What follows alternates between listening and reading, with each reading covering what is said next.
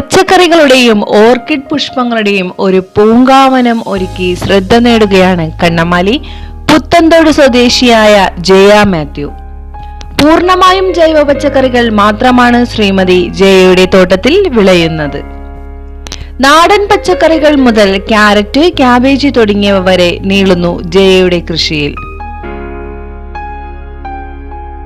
എൻ്റെ പേര് ജയ മാത്യു. കണ്ണമാലി പുത്തൻതോടിന് പുറകോശമായിട്ടാണ്. വിഷരഹിത പച്ചക്കറി കഴിക്കണമെന്നുള്ളതേ കടയിൽ നിന്ന് കഴിച്ചാൽ അവർ തൃപ്തിയാവണില്ലല്ലോ, എല്ലാം വിഷമയമാണല്ലോ. ഹസ്ബൻഡിനാണെങ്കിലും നല്ല ഇൻട്രസ്റ്റ് ഉണ്ട് ഈ പച്ചക്കറിയിൽ. പുള്ളിയുടെ ഇൻസ്പിറേഷൻ വഴിയാണ് ഞാനിതിലേക്ക് തുടങ്ങിയത് തന്നെ. ഇതിപ്പോൾ തുടങ്ങിയിട്ട് എത്ര വർഷമായിട്ട്? തുടങ്ങിയിട്ടൊരു 10-11 വർഷം കഴിഞ്ഞ്. പച്ചക്കറികൾ വല്ല ഉരുളൻകിഴങ്ങ്, ക്യാരറ്റ് അങ്ങനെയൊക്കെ ഞാൻ പുറത്തുനിന്ന് വാങ്ങാറുള്ളൂ. ബാക്കിയെല്ലാം തന്നെ ഇവിടെ തന്നെ ഉണ്ടാവും.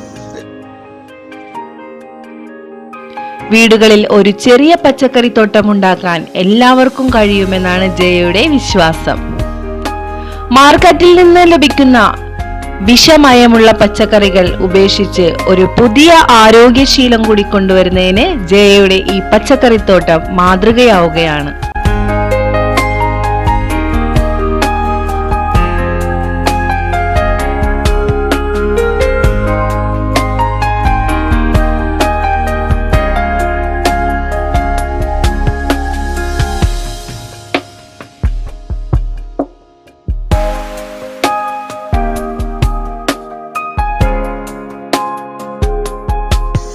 അടുത്തുള്ളവരൊക്കെ കുറച്ചൊക്കെ വാങ്ങിച്ചുകൊണ്ട് പോകും, രാവിലെ വന്ന് വാങ്ങിച്ചുകൊണ്ട് പോകും. അത് കഴിഞ്ഞിട്ട് പിന്നെ നമ്മളുടെ കൂട്ടുകാർക്കും കുടുംബക്കാർക്കൊക്കെ കുറച്ചൊക്കെ കൊടുത്ത് ഇങ്ങനെയൊക്കെ തീർന്നു.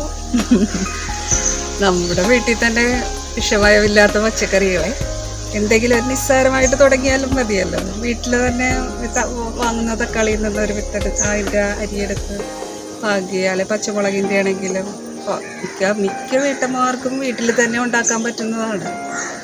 വീട്ടിൽ തന്നെ വേസ്റ്റ് എടുത്ത് തന്നെ വളമാക്കി അത് ഉപയോഗിച്ച് നല്ലൊരു വിളവ് ലഭിക്കാൻ സാധ്യതയുള്ള എങ്ങനെ വന്നാലും എല്ലാവർക്കും വീട്ടിൽ തന്നെ ചെയ്യാം.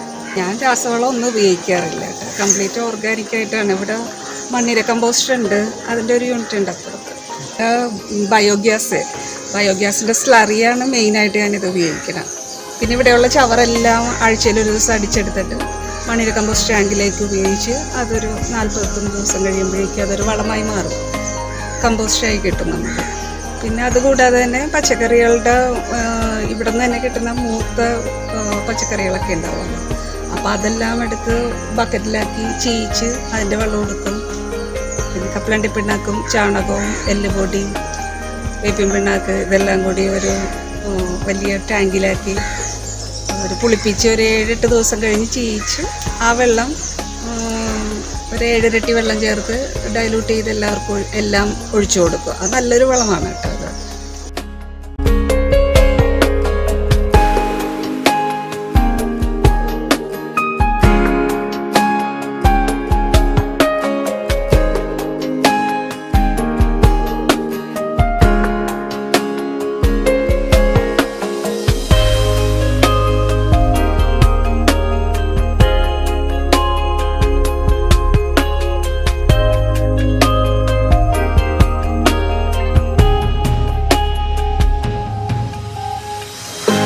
ഞാൻ എണീറ്റ് വന്നാൽ ഒരു 6:30 ആകുമ്പോഴേക്കും ഇങ്ങോട്ട് പോരും.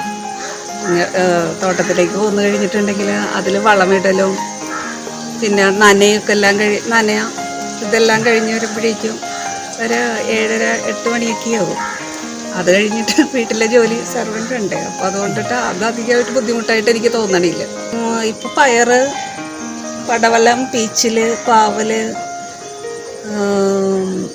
ചുരക്ക, കുക്കുംബർ അങ്ങനെയൊക്കെ ഈ സമയത്തൊക്കെ ഉണ്ടാകും. പിന്നെ ശീതകാല പച്ചക്കറികളാണല്ലോ ഇനി വരണത്. ഈ ഒക്ടോബർ സ്റ്റാർട്ട് ചെയ്യുമ്പോഴേക്കും മറ്റേ കോളിഫ്ലവർ, ക്യാബേജ്, ക്യാരറ്റ്, റാഡിഷ് അങ്ങനെ അതിൻ്റെ വിത്തുകളൊക്കെ പാകി അത് റെഡിയാക്കിയെടുക്കാം.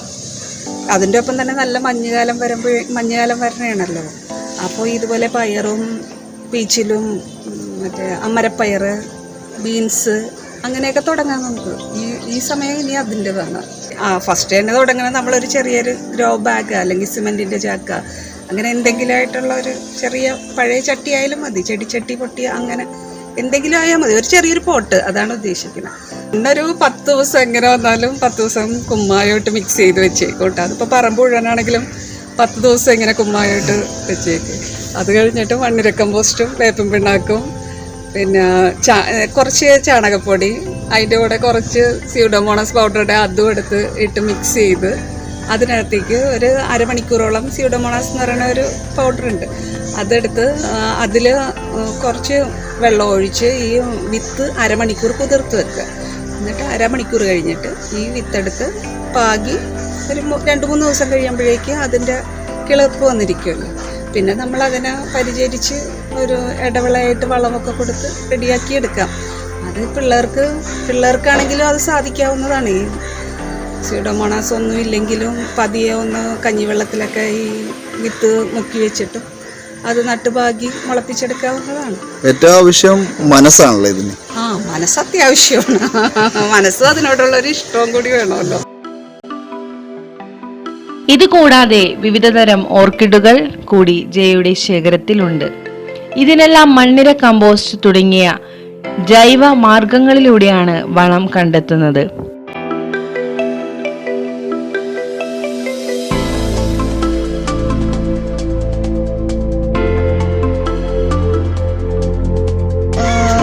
ഓർക്കിഡിൻ്റെ തന്നെ ഫെലനോപ്സിസും ഡെൻഡ്രോബിയം, പിന്നെ അസ്കോസൻ്റെ വാണ്ട,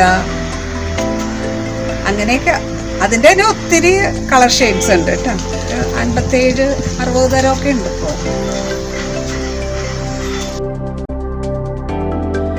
ഓർക്കിഡ് പുഷ്പങ്ങൾ ഇതുവരെ വിൽപ്പനയ്ക്ക് ശ്രമിച്ചിട്ടില്ലെങ്കിലും ആരെങ്കിലും തയ്യാറായി വന്നാൽ കൊടുക്കാൻ ജയ തയ്യാറാണ്.